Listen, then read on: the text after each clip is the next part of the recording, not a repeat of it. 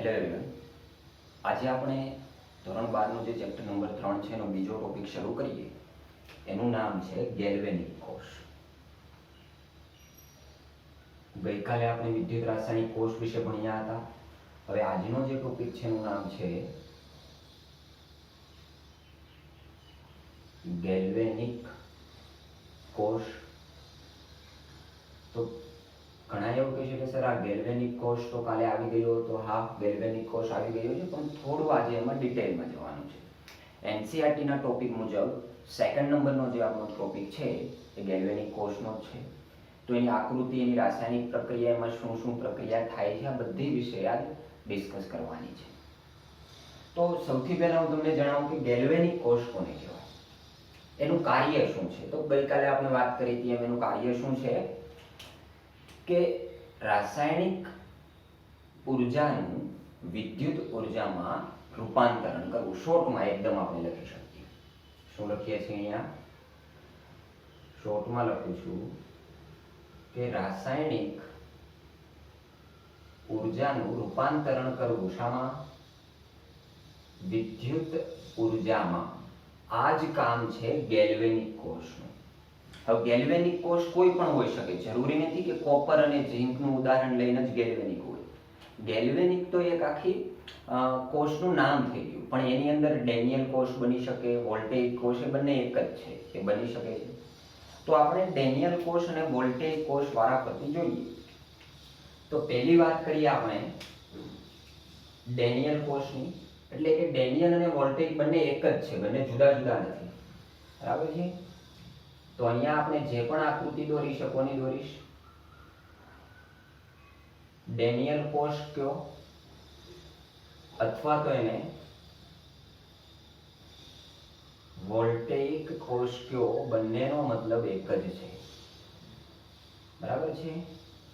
ચાલો હવે એની પહેલા આકૃતિ જોઈએ આપણે. એની આકૃતિ શું છે? તો એની આકૃતિ કંઈક આવી થાય છે. એમાં આવી રીતના સેટઅપ કરેલો હોય છે.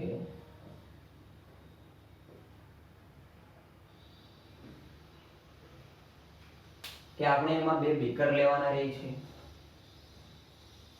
એકદમ વ્યવસ્થિત દોરીશ, કારણ કે આના ઉપરથી આપણે ખૂબ સરસ રીતે સમજવાનું છે. આ એક બીકર નંબર 1 છે, એની બાજુમાં બીકર નંબર 2 મૂકી દીધો. બરાબર છે? હવે બીકર 1 માં હું ZnSO4 નું દ્રાવણ ભરી દઉં છું. ગઈકાલે આ વસ્તુ આવી ગઈ હતી, રિપીટ થઈ ગઈ છે, તો પણ આજે થોડું ડિટેલમાં જવાનું છે, એટલે ફરીવાર આને ડ્રો કરું છું. ગઈકાલનો જે મેં ડાયાગ્રામ દોર્યો હતો એ આ જ ડાયાગ્રામ હતો, કોઈ પણ પ્રકારનો ફેરફાર હતો નહીં. હવે શું કરીએ છીએ આપણે? જે બીકર 1 છે ડાબી બાજુનું, એમાં ZnSO4 નું દ્રાવણ ભરું છું. ZnSO4 નું દ્રાવણ પણ શામાં બનાવેલું? પાણીમાં બનાવેલું, એટલે નીચે લખું છું એક્વયસ. અને આ બાજુ જે દ્રાવણ ભરું છું એ ભરું છું CuSO4 કોપર સલ્ફેટનું. એ પણ કેવું? એક્વયસ દ્રાવણ ભરું છું. અને બંનેમાં એક એક વિદ્યુત ધ્રુવ ડુબાડી આપું છું. બંનેમાં શું કરવાનું છે? ધાતુના વિદ્યુત ધ્રુવ ડુબાડવાના છે. આવી રીતે ઝિંકના દ્રાવણમાં ઝિંકનો વિદ્યુત ધ્રુવ ડુબાડવાનો, ધાતુનો સળિયો ડુબાડવાનો, અને કોપરના દ્રાવણમાં કોપરના ધાતુનો સળિયો ડુબાડવાનો રહે છે. અને બંને વિદ્યુત ધ્રુવોને તાર મારફતે વોલ્ટમીટરથી હું શું કરી દઉં છું? જોડી દઉં છું. ગેલ્વેનોમીટરથી જોડી શકાય. બરાબર છે? ચાલો અહીંયા આપણે આ જોડી દીધો. હવે અહીંયા શું કરવાનું છે આપણે? કે પરિપથ પૂર્ણ કરવા માટે અહીંયા એક ક્ષાર સેતુ મૂકવાનો છે. કાચની ટ્યુબ મૂકવાની છે. આ એક કાચની ટ્યુબ મૂકી દીધી, અને એ કાચની ટ્યુબને રૂના કુમડા વડે અહીંયાથી બંધ કરી દેવાની છે. પણ બંધ કરતા પહેલા એની અંદર દ્રાવણ ભરવાનું હોય છે. એ દ્રાવણને આપણે વિદ્યુત વિભાજ્યનું દ્રાવણ તરીકે ઓળખીએ છીએ. આ જે છે એનું નામ છે ક્ષાર સેતુ. એમાં જે દ્રાવણ ભરવામાં આવે છે એ કાં તો KNO3 નું ભરવામાં આવે છે અથવા તો NH4NO3 એમોનિયમ નાઇટ્રેટ નું ભરવામાં આવે છે. ઘણા બધા અલગ અલગ આવી શકે છે, પણ અહીંયા આપણે બે ઉદાહરણ આપીએ. જોડી દીધા? Okay, yes. હવે અહીંયા જે વિદ્યુત ધ્રુવ છે આ કોનો બનેલો છે? કોપર ધાતુનો બનેલો છે. આ જે વિદ્યુત ધ્રુવ છે કોનો બનેલો છે? ઝિંક ધાતુનો બનેલો છે. જે ઝિંકનો વિદ્યુત ધ્રુવ છે એની સાઇન કેવી હશે? માઈનસ. આની સાઇન કેવી હશે? પ્લસ હશે. બરાબર. ઝિંકના વિદ્યુત ધ્રુવને એનોડ તરીકે ઓળખવામાં આવે છે અને કોપરના વિદ્યુત ધ્રુવને કેથોડ તરીકે ઓળખવામાં આવે છે. ઝિંક ઉપર હંમેશા ઓક્સિડેશન પ્રક્રિયા થાય જ્યારે કોપરની સાપેક્ષમાં હોય ત્યારે, અને આમાં કઈ પ્રક્રિયા થશે? રિડક્શન પ્રક્રિયા થશે. તો આ એક આપણો સેટઅપ છે, ડેનિયલ કોષ અથવા વોલ્ટેઇક કોષ જે પણ કયો, અને નોર્મલમાં આપણે એને ગેલ્વેનિક કોષ કેવો છે કહી શકીએ. ગેલ્વેનિક કોષ એટલે શું? કોઈ પણ પ્રકારનો કોષ હોય જે રાસાયણિક ઉર્જાનું વિદ્યુત ઉર્જામાં રૂપાંતરણ કરે તો એને આપણે ગેલ્વેનિક કોષ કહીએ છીએ. પણ એમાં પર્ટિક્યુલર ઉદાહરણ ડેનિયલ અને વોલ્ટેઇક કોઈ પણ નામ આપો એ આ જ સેટઅપ થશે એનો આખો. લખી દીધું અહીંયા. તો કે આ પ્રકારનો આખો સેટઅપ છે. હવે એનોડ ઉપર અને કેથોડ ઉપર શું રિએક્શન થાય છે એ જોઈએ વારાફરતી. બરાબર છે? તો જો અહીંયા હું કહું કે રાસાયણિક પ્રક્રિયા શું જોવા મળે છે આપણને અહીંયા?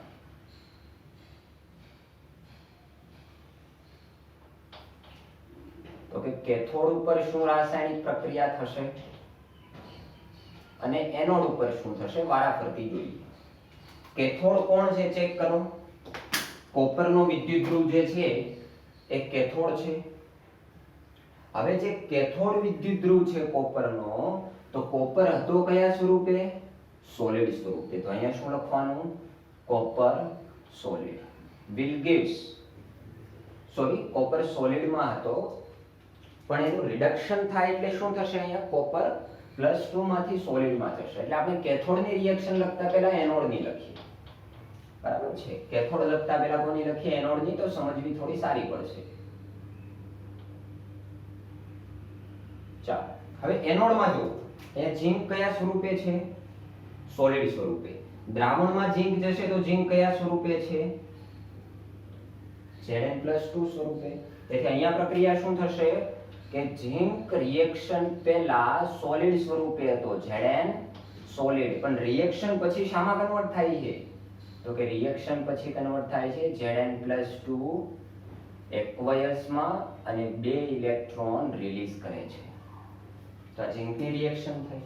એનોડ ઉપર શું થાય છે? ઓક્સિડેશન. તો આ પ્રક્રિયાને ઓક્સિડેશન અર્ધ પ્રક્રિયા કહેવાય. યસ. પછી કઈ છે? કેથોડ ઉપર શું રિએક્શન થાય છે?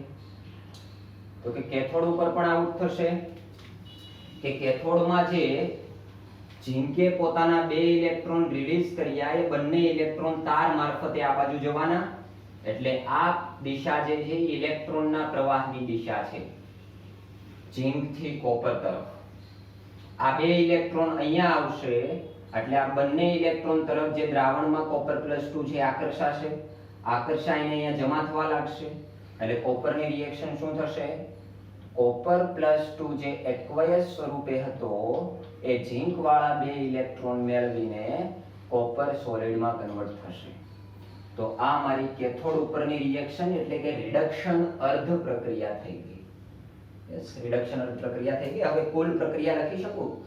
ઓક્સિડેશન અર્ધ પ્રક્રિયા અને રિડક્શન અર્ધ પ્રક્રિયાનો સરવાળો એટલે જ કુલ પ્રક્રિયા. તો કુલ પ્રક્રિયા અહીંયા શું થશે આપણી? 2 electron cancel out. Zn solid છે તો અહીંયા લખી દેવાનું Zn સોલિડ પ્લસ અહીંયા કોપર +2 એક્વયસ સ્વરૂપે છે. તો કોપર +2 એક્વયસ પછી will gives Zn+2 aqueous plus copper solid.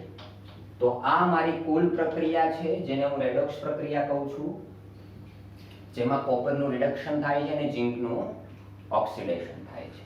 તો ખ્યાલ આવી ગયો.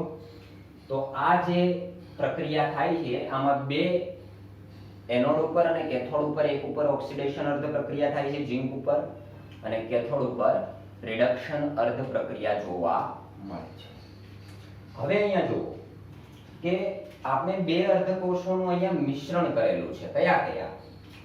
તો કે ઝિંકનો સળિયો ZnSO4 ના દ્રાવણમાં ડુબાડ્યો તો આને એક અર્ધકોષ કહેવાય. કોપરનો સળિયો કોપર સલ્ફેટના દ્રાવણમાં ડુબાડ્યો તો આ પણ એક અર્ધકોષ છે. તો એક આ અર્ધકોષ અને એક આ અર્ધકોષ બંનેને મેળવીને એક સંપૂર્ણ કોષ બને છે. અને જ્યારે સંપૂર્ણ કોષ બને ત્યારે જ આપણને આઉટપુટ વોલ્ટેજ મળી શકે, ત્યાં સુધી મળવાના નથી. તો ઝિંકનો વિદ્યુત ધ્રુવ ZnSO4 ના દ્રાવણમાં, તો આ જે અર્ધકોષ છે અને આ અર્ધકોષ છે આને આપણે રેડોક્સ યુગ્મ તરીકે ઓળખીએ છીએ. કોના તરીકે ઓળખીએ છીએ? રેડોક્સ યુગ્મ.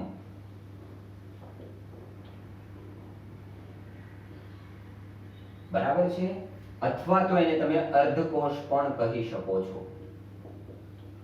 અને અર્ધકોષ, જો બે અર્ધકોષ છે, એક અર્ધકોષ કોપરનો સળિયો કોપર સલ્ફેટના દ્રાવણમાં, બીજો અર્ધકોષ ઝિંકનો સળિયો ZnSO4 ના દ્રાવણમાં, અથવા તો ઝિંકનો રેડોક્સ યુગ્મ અહીંયા થઈ ગયો ZnSO4 ના દ્રાવણમાં, કોપરનો રેડોક્સ યુગ્મ થઈ ગયો કોપર સલ્ફેટના દ્રાવણમાં. તો બે અર્ધકોષોના મિશ્રણથી સંપૂર્ણ કોષ મળે ને એના વડે જ આપણને આઉટપુટ વોલ્ટેજ મળે છે. અહીંયા આઉટપુટ વોલ્ટેજ જે હતા એ કેટલા હતા આના?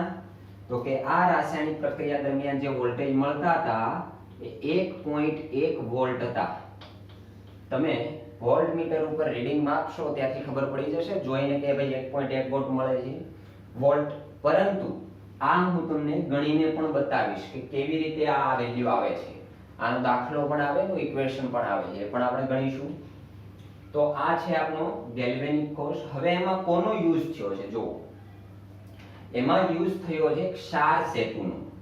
આ કાચની ટ્યુબમાં જેમ ક્ષાર સેતુમાં KNO3 અથવા NH4NO3 નું દ્રાવણ ભર્યું છે, એક તો એનો યુઝ થાય છે. તો અહીંયા લખું કે આપણે યુઝ કર્યો છે કોનો? ક્ષાર સેતુનો. તો ક્ષાર સેતુનું કાર્ય શું? આવું પૂછે તો આપણે શું લખવાના? તો એક તો એનું કાર્ય છે વિદ્યુત પરિપથ પૂર્ણ કરવાનું. શું છે? વિદ્યુત પરિપથ પૂર્ણ કરવાનું. અને બીજું એનું કાર્ય છે દ્રાવણોને વિદ્યુતીય તટસ્થ રીતે જાળવી રાખવા. મતલબ કે એની ધન વીજભાર અને ઋણ આયનની સંખ્યા જે છે એ તટસ્થતા જાળવવાનું કામ છે. બરાબર છે? વિદ્યુતીય તટસ્થતા જાળવવાનું. વિદ્યુતીય તટસ્થતા જાળવવાનું. તો આ કાર્ય જે છે એ કોના છે? ક્ષાર સેતુના છે. ક્ષાર સેતુમાં વિદ્યુત વિભાજ્યનું દ્રાવણ ભરવામાં આવે છે. અને કોણ? તો ઉદાહરણ તરીકે તમે NH4NO3 KNO3 યાદ રાખી શકો છો. તો આ ગેલ્વેનિક કોષની આખી રચના થઈ, કેટલો વોલ્ટેજ મળે છે, એમાં રાસાયણિક પ્રક્રિયા શું થાય છે એની માહિતી આપી આપણે. બરાબર છે? હવે આમાં બે ધ્રુવ છે. એક કયો ધ્રુવ છે? ધન ધ્રુવ છે. આ કેવો ધ્રુવ છે? ધન ધ્રુવ. અને R કેવો છે? ઋણ ધ્રુવ છે. તો ધન ધ્રુવ કેવી રીતે બન્યો અને આ ઋણ ધ્રુવ કેવી રીતે? ઋણ ધ્રુવનો તો કોન્સેપ્ટ આપ્યો તમને કે Zn છે બે ઇલેક્ટ્રોન ગુમાવીને Zn+2 માં કન્વર્ટ થાય છે. તેથી આ બે ઇલેક્ટ્રોન અહીંયા આવવાના લીધેથી આ એનોડ બને છે અને ઋણ ધ્રુવ બને છે. અને તો આ ઋણ બન્યો તો સામેવાળો પોઝિટિવ બનશે, કારણ કે આ બે ઇલેક્ટ્રોન અહીંયા આવ્યા તો કોપર પોઝિટિવ આની બાજુ આકર્ષણ. એટલે આ ધ્રુવને આપણે કયો ધ્રુવ કહીએ છીએ? ધન ધ્રુવ તરીકે ઓળખીએ છીએ. બરાબર છે? તો આ ગેલ્વેનિક કોષની રચના બધી જ વસ્તુ પૂરી. હવે બે ત્રણ વ્યાખ્યા છે એ આ ટોપિકમાં ભણી લઈએ એટલે આ ટોપિક આપણો પૂરો થશે. તો પહેલી વ્યાખ્યા આપણી એવી છે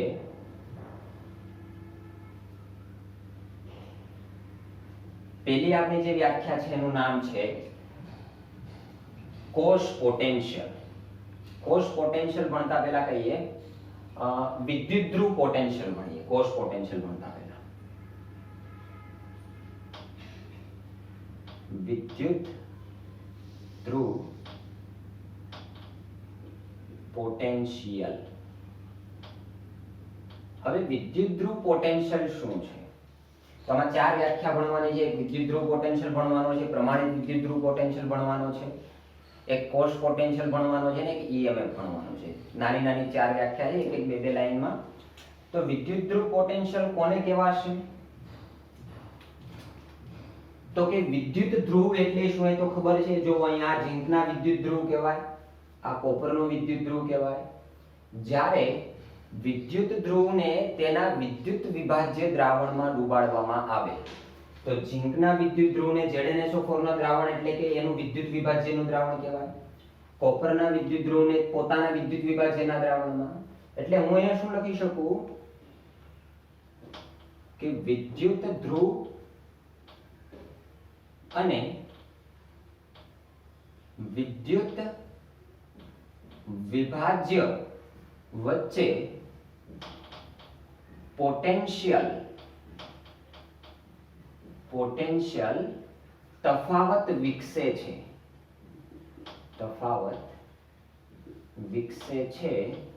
તેને જ આપણે વિદ્યુત ધ્રુવ પોટેન્શિયલ કહીએ છીએ. એટલે કે આ ધ્રુવ અને દ્રાવણ વચ્ચે જે પોટેન્શિયલ તફાવત, પોટેન્શિયલ એટલે તાકાત, ઓક્સિડેશન કરવાની, રિડક્શન કરવાની, એને પોટેન્શિયલ કહેવાય. તો એ જે પોટેન્શિયલ તફાવત વિકસશે બંને વચ્ચે એને જ આપણે વિદ્યુત ધ્રુવ પોટેન્શિયલ કહીએ છીએ. બીજી વ્યાખ્યામાં આવી આવે છે પ્રમાણિત વિદ્યુત ધ્રુવ પોટેન્શિયલ. ઇમ્પોર્ટન્ટ છે આ બધી વ્યાખ્યા. બીજી છે પ્રમાણિત વિદ્યુત ધ્રુવ પોટેન્શિયલ. હવે જો આ છે વિદ્યુત ધ્રુવ પોટેન્શિયલ જ, પણ આગળ એક શબ્દ લગાડી દીધો, કેવો? પ્રમાણિત. તો તમે પ્રમાણિત અવસ્થા ભણી ગયા છો ધોરણ 11 માં, STP standard temperature and pressure. તો એના જેવું જ છે કંઈક અહીંયા, કે જ્યારે અર્ધ પ્રક્રિયામાં ભાગ લેતા બધા જ આયનોની સાંદ્રતા એકમ હોય એટલે કે 1 મોલર હોય ત્યારે મળતા વિદ્યુત ધ્રુવ પોટેન્શિયલને જ આપણે પ્રમાણિત વિદ્યુત ધ્રુવ પોટેન્શિયલ કહીએ છીએ. એટલે શું કીધું અહીંયા જે આયનોની સાંદ્રતા છે ને, આયનોની સાંદ્રતા કેવી હોવી જોઈએ? 1 એટલે કે 1 મોલ પર ડેસીમીટર ક્યુબ અથવા તો 1 મોલ પર લીટર, જે પણ લખો, બરાબર છે, આટલી હોવી જોઈએ. તો એ વિદ્યુત ધ્રુવ પોટેન્શિયલને, તો એ તફાવતને પ્રમાણિત વિદ્યુત ધ્રુવ પોટેન્શિયલ કહેવામાં આવે છે. આ એક બીજી વ્યાખ્યા હતી, બરાબર છે. ત્રીજી વ્યાખ્યા જોઈએ આપણે. ત્રીજી વ્યાખ્યા એવી છે કોષ પોટેન્શિયલ. કોષ પોટેન્શિયલ. તો કોષ પોટેન્શિયલ શું છે? વિદ્યુત ધ્રુવ પોટેન્શિયલ શું હતો? વિદ્યુત ધ્રુવ અને દ્રાવણ વચ્ચેનો તફાવત. કોષ પોટેન્શિયલ શું છે? બે અર્ધકોષ જે છે, એનોડ અર્ધકોષ અને કેથોડ અર્ધકોષ ના પોટેન્શિયલના તફાવતને કોષ પોટેન્શિયલ કહે છે.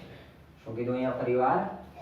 શોર્ટમાં લખવું જોઈએ, એકદમ વ્યાખ્યા વ્યવસ્થિત રીતે નથી લખતો, કે એનોડ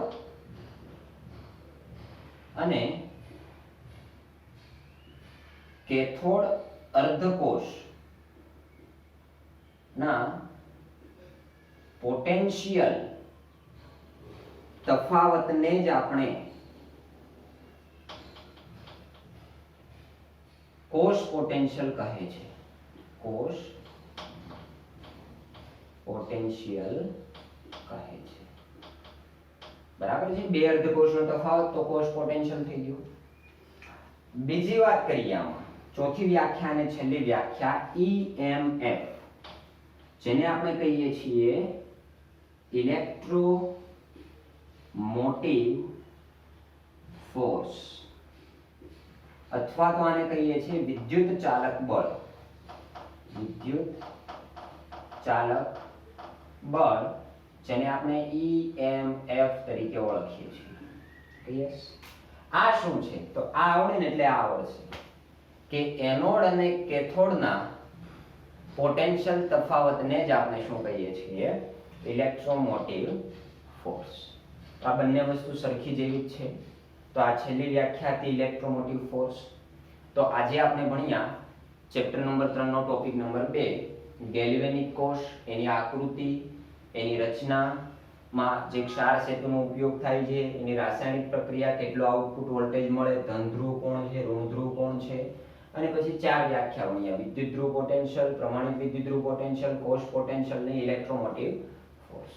તો ટોપિક નંબર 2 પૂરો થઈ ગયો આપણો. હવે નેક્સ્ટ લેક્ચરમાં આપણે ટોપિક નંબર 3 થી શરૂઆત કરીશું.